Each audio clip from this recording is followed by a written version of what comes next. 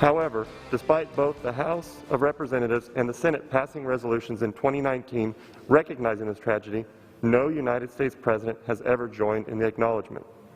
This week, my colleagues in the Congressional Caucus on Armenian Issues and I sent a letter to President Biden urging him to formally recognize the Armenian genocide.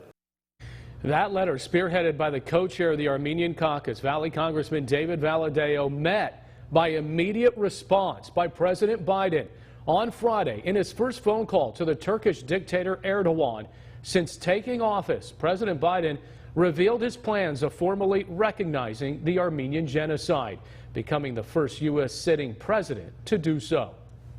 So a historic moment for the Armenians in the Valley, across the U.S., and even more so for our homeland, with a significant proclamation by the president.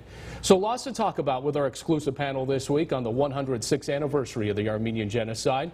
Let's take roll call. The executive director of the Armenian National Committee of America, based in D.C., Aram Hamparian. Vice chair of the Armenian Caucus and California Congressman joining us from Burbank, Adam Schiff. Famed criminal defense attorney and trustee on the Armenia Fund International Board joining us from New York City, Mark Garagos.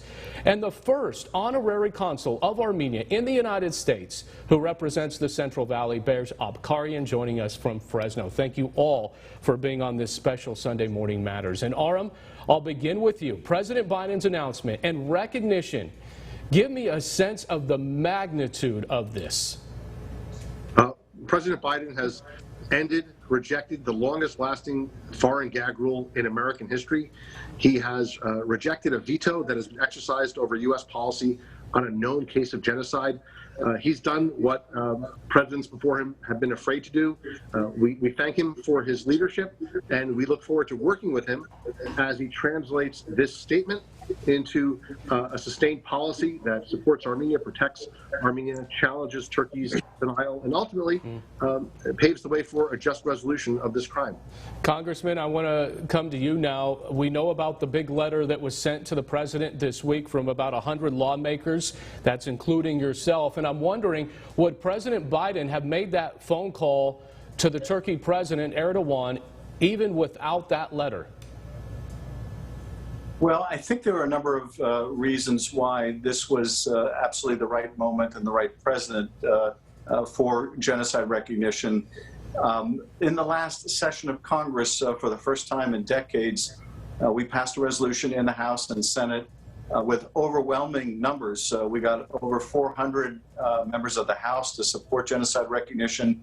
So coming into this administration, there was now a solid record of support on a very bipartisan basis in the Congress.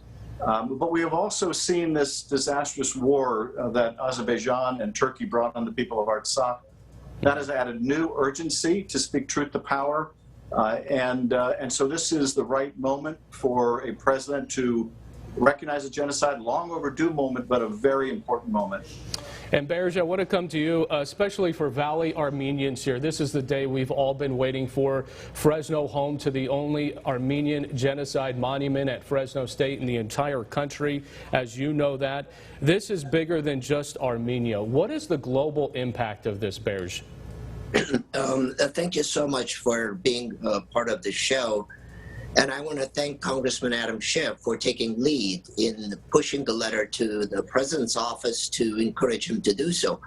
This is unlike the news outlet that is saying this is basically symbolic. I don't believe it is symbolic. It has far-reaching implications around the world, both in terms of encouraging other allies like British government as well as Israeli government and other allies of the United States to take the right step in the right direction in recognizing the historical fact of the Armenian genocide. And furthermore, I'm sure Mr. Garagos himself will touch base on the legal implication of such a resolution. It's not symbolic, it's far-reaching, It's overdue, and it's the right thing to do. And Mr. Garagos, we're coming right to you as Berge really handed it off to you. But I want to start by saying, for someone like you, you fight for the human rights of Armenians. You help with the big fund that helps Armenia rebuild time and time again. What does this announcement really do for Armenia itself? And does this need to be said every single year by a U.S. sitting president? It really does need to be said every single year. And Berge, thank you for that softball, because I was just thinking as Adam and was talking about it, and Adam, who's been on the forefront all along, and by the way, is also my congressperson.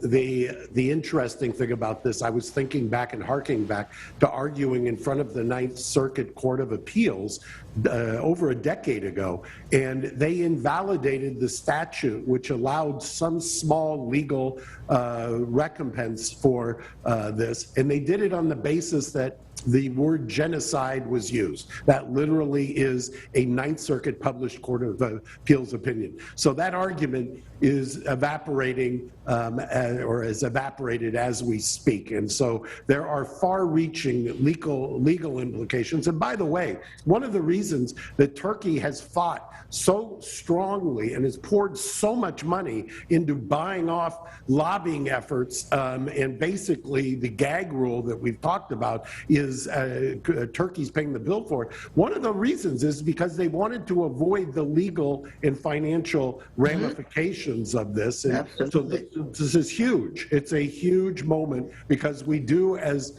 the congressman says, we had bipartisan support finally, once again, after 40 years in Congress, and now we have the executive branch, and that is a monumental. I can't overstate enough how important this is. And Congressman, I'm going to retract back to you here, because obviously Turkey is going to clearly be outraged by this. That we understand. They are a NATO partner. You know that. So what's the backlash politically here? Well, there was certainly some Turkish reaction to this that may involve recalling their ambassador and other diplomatic protests. But what we have seen around the world when other nations have recognized the genocide is there are threats that precede it, but actually what comes thereafter tends to be much more muted. Turkey understands the importance of the United States to Turkey. And I think we are far more important to Turkey than Turkey is to the United States. So my guess is they're not going to cut off their nose to spite their face.